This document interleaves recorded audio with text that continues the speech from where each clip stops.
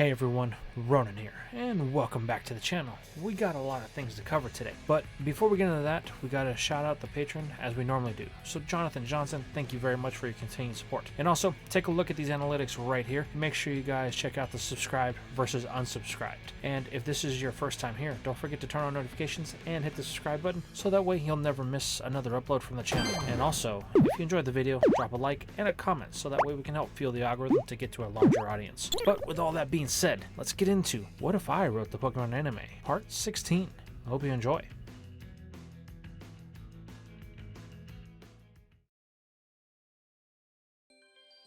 We begin today's episode with Ash, Misty, and Pikachu as they stand at the front of the ship that is bound for Cinnabar Island. The mound of dirt with the volcano in the middle has come into view as they are sailing across open oceans with sunny skies. Both Misty and Ash are excited to finally get here after all of the things that they've been dealing with over the last couple of weeks, considering their only thing that they've been trying to do was find their friend Brock. But all the things that they've had to deal with since the sinking of the SSN has left the group rather tired, and they're hoping to get back to some sort of state of normalcy. None more so than Ash, as ever since the events in Grandpa Canyon when they met that guy Lance, things have been a little bit on edge with a couple of his team members. Nidorina is as hostile as ever towards Pikachu, and every time the poison type gets a chance, it likes to try and bully the little electric mouse, forcing Pikachu to spend primarily most of its time on Ash's shoulders. While on the other hand, Charmeleon has developed a bit of a chip on his shoulders. Ash has had a couple of Pokemon battles since the events of Grandpa Canyon, and he can't help but think that the fire type maybe has grown a little bit too big for its britches, as sometimes during battle it feels like that Ash isn't making the right call for it, so it tries to do things on its own. While in the end this did result in a victory for both Charmeleon and Ash, the boy doesn't like the direction that this is heading, and he seems to think that it may have something to do with Charmeleon as itself. Its personality has completely 180'd. Sometimes it seems lazy, other times it has ambition to battle. There have been a couple of battles that it's been in to where it didn't even find anything interesting about the opponent that Ash chose for it, so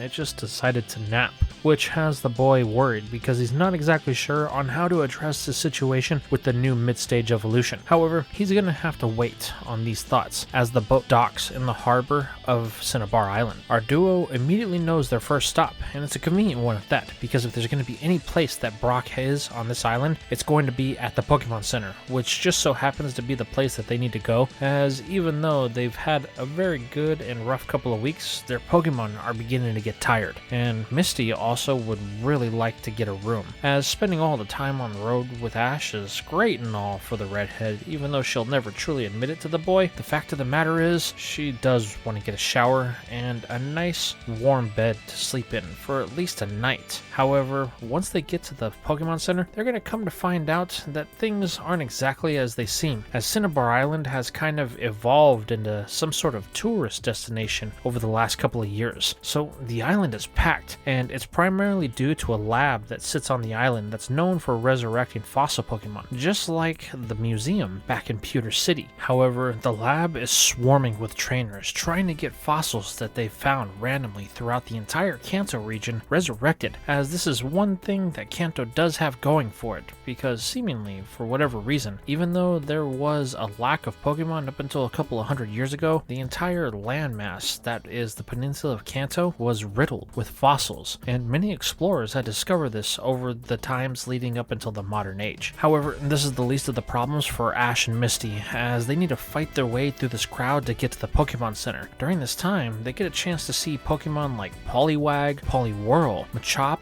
Choke, and even a Kadabra, also a Bellsprout, and a couple of Pokemon that they haven't gotten a chance to actually see before, like a Seal, a Dugong, some Grimer, some Muck, even a Cloyster. And all of these water Pokemon have Misty's attention, though she's quickly reminded by Ash that that's not the reason why they're here. They have a place that they need to get to, and it's just ahead. However, the crowd is getting thicker and thicker as they get to the Pokemon Center. Luckily for the duo though, it doesn't take that long for them to get inside, even though the massive crowd has basically surrounded the building. However, once they get inside of the establishment, they're going to find a very different picture, as Nurse Joy and Chansey and all other types of medical staff are running around, and among them is none other than their friend Brock, who is frantically trying to help patrons that have come to the island looking to get their Pokemon checked out. This immediately catches the attention of Ash and Misty, to which they try to engage with their friend. However, Brock, even though he acknowledges that they're there, informs them that he'll be with them in just one moment as he runs back and forth trying to appease any one of the patrons that call for assistance. However, this isn't going to stop,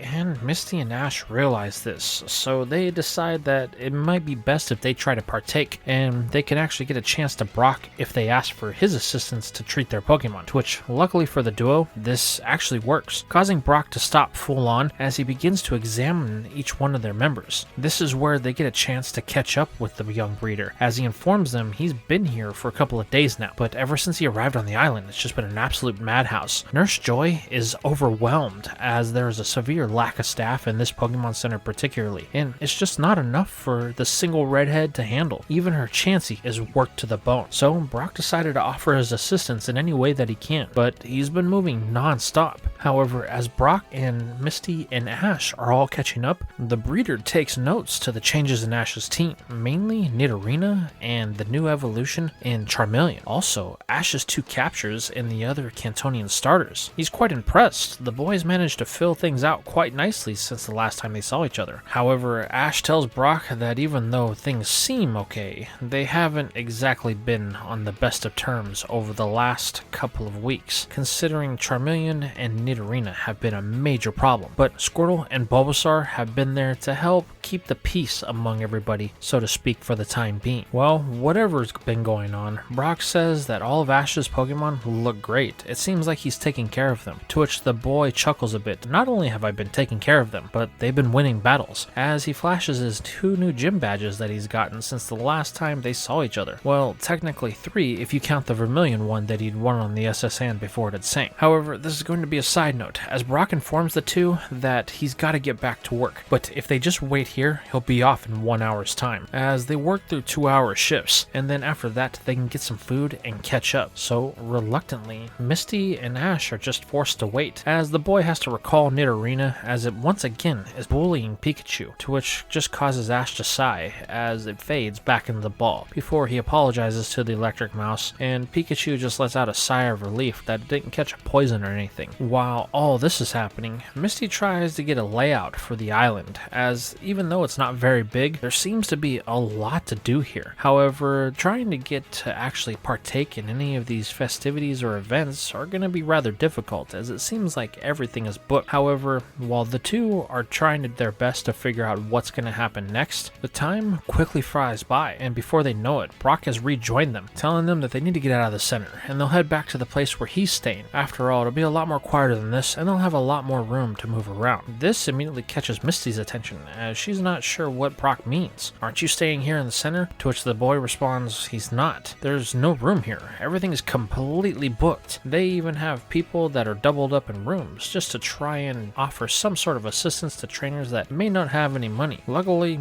you guys came along when you did, as my budget is running kinda low, and I'm gonna need somebody to spot me for the room that I've rented for the night. This causes Misty and Ash to give Brock a stern look as he chuckles a little bit as they depart from the Pokemon Center, bound for this mysterious place that Brock has been staying at. On the walk there, Brock informs him of everything that's been happening with him. He landed on the beach that was south of Celadon City. He then waited for Misty and Ash to show up, but they never did. So after that, he decided to start hitting the Pokemon Centers along the coast, and eventually moved inland until he actually got to Celadon. But when neither one of them had shown up, the boy decided that there might have been a chance that they had made it all the way to Cinnabar Island. However, even though he would try and call day in and day out, no one would ever answer the phone, and Brock was beginning to think that something bad had happened, so he decided that he would just go there in person. But then he realized exactly what the reason why nobody would answer the phone at the Pokemon Center, and it's exactly what is happening today. That's a never-ending occurrence. This place is always busy, and unfortunately,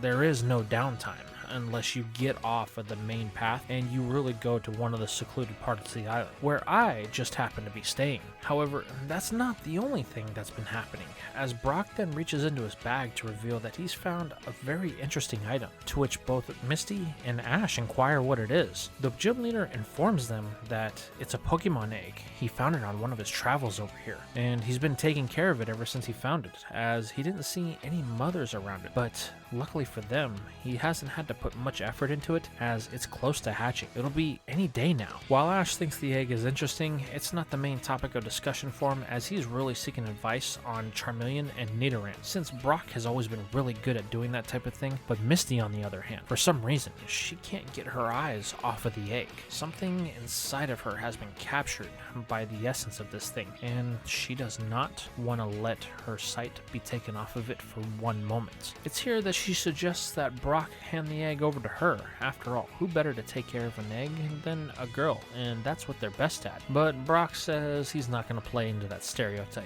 Remember, he's studying to be a breeder, so he has all the qualifications to look after this egg, and everything's been going well so far. So he doesn't think that there's any need for Misty to get involved, just yet anyway. This causes the redheaded to scowl at him, but unfortunately this is going to be cut short when they come within view of where Brock's staying, as he points to a lone building that's at the end of the small dirt road that they're on, a place called the Riddle Inn. Now we're going to change perspective to everything to about 30 minutes before the prior date when Brock, Ash, and Misty had arrived outside, and we're going to go inside to meet the owner of the Riddle Inn, or rather the man that the owner is talking to, none other than the regional champion Giovanni. As Giovanni entered the establishment, the owner immediately got stiff, with a bead of sweat running down his brow, as he would like to know what the regional champion has to do coming to his humble abode on Cinnabar Island. He didn't expect anybody as important as him to be coming by, but Giovanni merely tells the man to drop the act. He knows that it's Blaine, to which the gym leader immediately takes off the wig and sunglasses that he's wearing to reveal his true identity. Gio states that it's a shame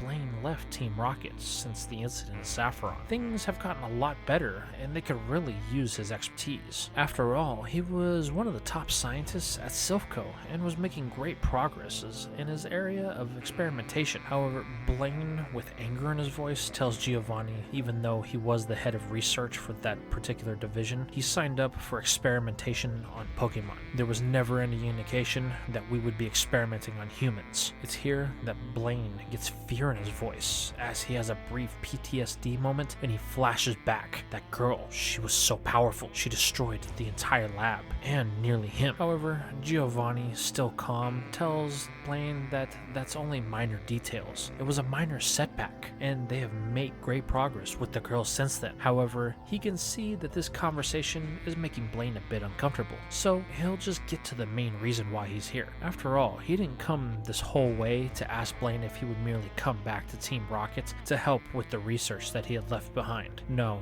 the reason why he's on the island is far more pressing, and it's something that needs immediate attention. This immediately causes Blaine to grit his teeth, as there's only one of 3 reasons why Giovanni would be here if he's not seeking for him to come back to Team Rocket. The champion goes on to explain that it's concerning one of the other experiments that he was working on. Boss Rocket compliments Blaine on all of the effort and progress that he had made in the early stages, but when he left, Dr. Fuji was able to easily fill his shoes with the experiments, and with the DNA that they had gathered in the Galar region, things moved along very quickly. All of the experiments had shown great promise, but time came when we had to transport them out of Silphco, and unfortunately, the time hadn't come yet to where they were ready to be held inside of Pokeballs, and we still haven't fully developed the Master Ball technology that we were working on when you were there. So the decision was made to transport them from the Silphco building to the main Team Rocket HQ, but unfortunately, something went wrong during their transport, and something interfered with it, or someone, and they allowed our experiments to escape. Well, that's unfortunate, Blaine says, but what does that have to do with me? However, this triggers Giovanni a little bit, as he tells Blaine not to be coy with him. He knows exactly why he's here. His Pokemon's DNA was used as the base for one of the experiments, and he figured that Blaine may have a way to track it, or at least have a general idea of where it would go. Oh yeah? And what would give you that idea, Giovanni? To which the Boss Rocket says it's merely a hunch, but but it's an educated one, as Lorelai's Lapras seems to have a sixth sense when it comes to the one that was made of ice. So I figured that you would be able to track the one made of fire. Unfortunately, that incompetent oaf Surge managed to let the one made of electricity get away, and he has disappeared, so we are stuck trying to figure out where either one of them have went. But unfortunately, there are no signs of either. This causes Blaine to chuckle just a bit as he says, "So the champion of the region, the almighty Giovanni, boss of Team Rocket, figured he would grace my humble abode to ask for my help," then letting out a bit of a laugh. "To think how far you've fallen. You used to be the unquestioned champion of the region, the unquestioned leader of Team Rocket, and now you're just letting some sort of wild beasts that don't have any sense of faculty to them throw you for a loop? This is hilarious. But once again, I left Team Rocket, and any research I had or any ways of tracking the one that was made of fire was left at Silphco. So I'm gonna ask you to leave, as me and you have no business to talk now or ever again." Blaine then turns his back to Giovanni. However, this doesn't sit well with the champion, as he clenches his fist and slams it on the desk before popping a Pokeball and commanding Kangaskhan to attack, as Blaine seems to have forgotten just who Boss Rocket was. However, just as this happens, the door to the Riddle Inn opens, and at the doorway stands three people as Kangaskhan halts its attack, staring at the three: Ash, Misty, and Brock. As the three kids stare at what's going on inside of the center, Brock asks the man if everything's okay, but before Blaine can say anything, Ash immediately interrupts everything as he bum rushes Giovanni. He knows exactly who this man is. "I thought it was you that I saw outside of the Vermilion Gym, but I wasn't sure. You're Giovanni, the champion of the region, right?" This immediately gets Giovanni to feel a bit uncomfortable, although he does have two personas that he has to maintain: the unquestioned leader of Team Rockets and the public persona of Giovanni, champion of the Cancer region. "Why, yes, my boy, that is me, and I'm surprised that you didn't recognize me then." "Well, the truth be told, sir,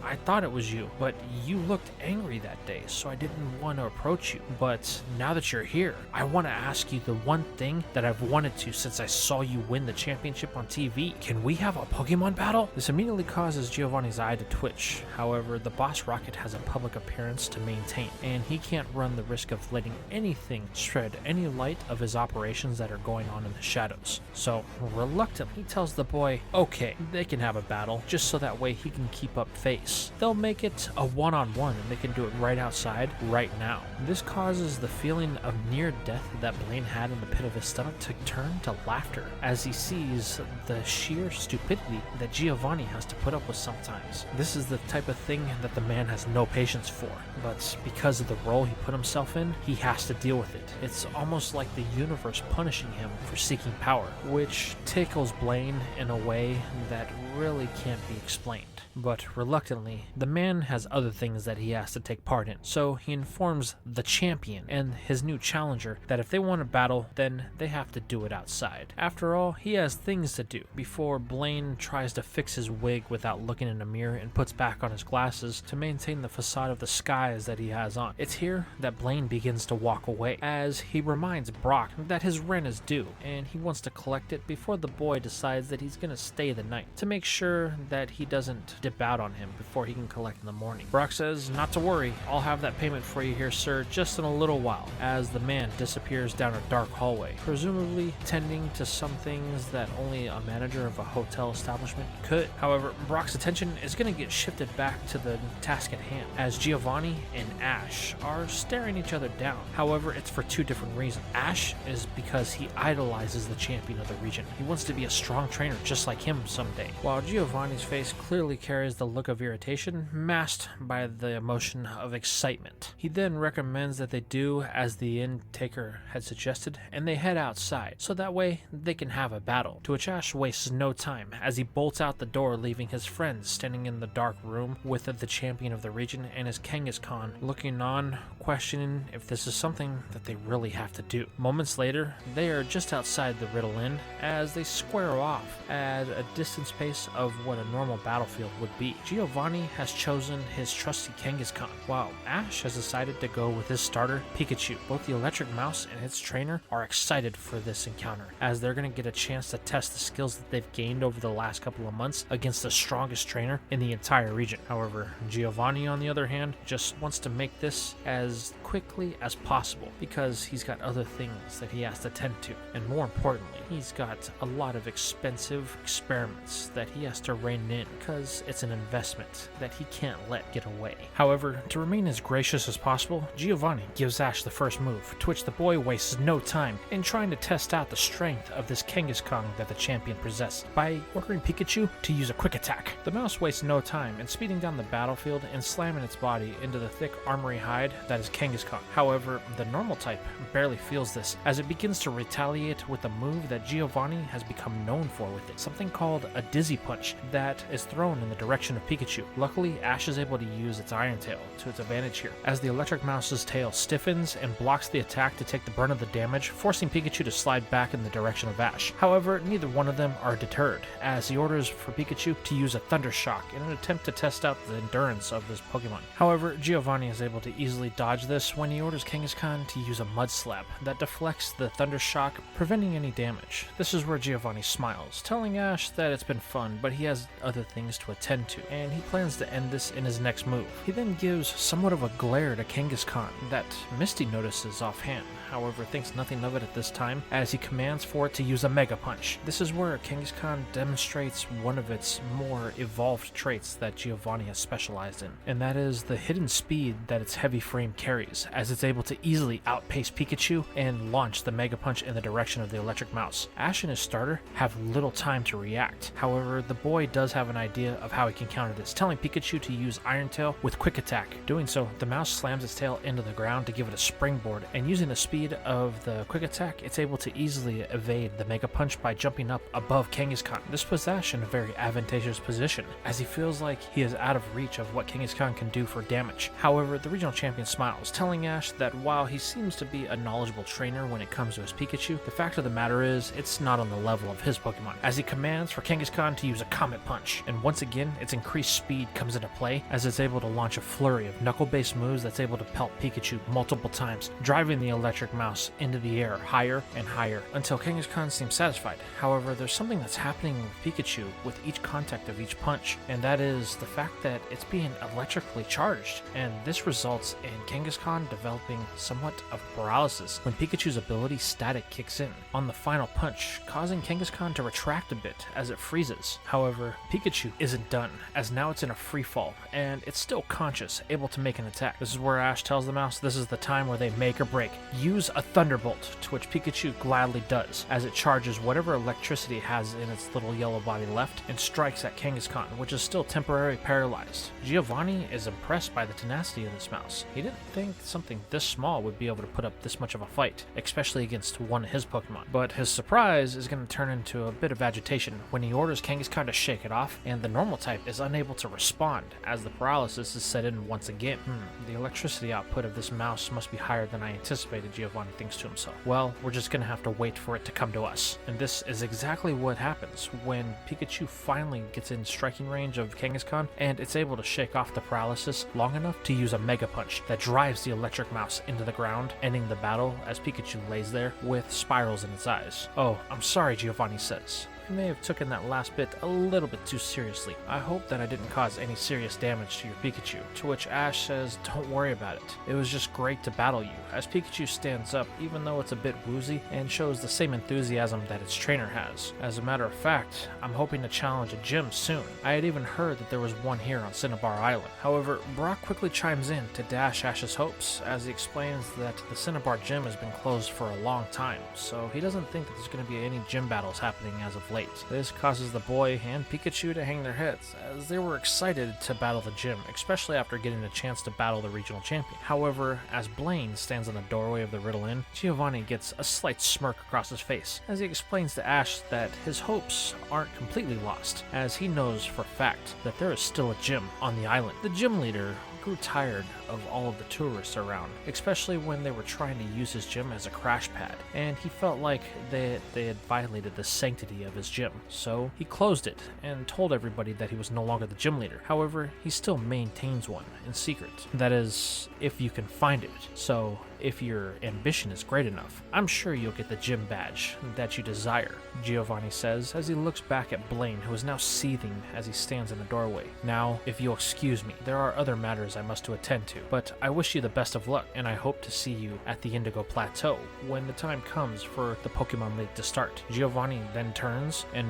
takes his leave, as Ash watches on, reinvigorated by the regional champion, and knowing that his future is a bright one with somebody like Giovanni leading the Pokemon League. However, while Ash is starry-eyed, Pikachu takes one last look at Kangaskhan, as during its battle, it couldn't help but feel something familiar, like it knew the normal type. And this is where we're going to leave things for now. So tell me, how did you feel about this part? What was Giovanni's true intentions with his visit to Blaine? Did he really want him to come back to Team Rocket? How about this Pokemon that Giovanni is looking for? What is it exactly, and what ties does it have to the Galar region? How about the events that Blaine spoke of in Saffron City? What exactly were those, and why was he so traumatized by it? And of course, why does Pikachu have this sense of familiarity? Let me know what you guys think down below.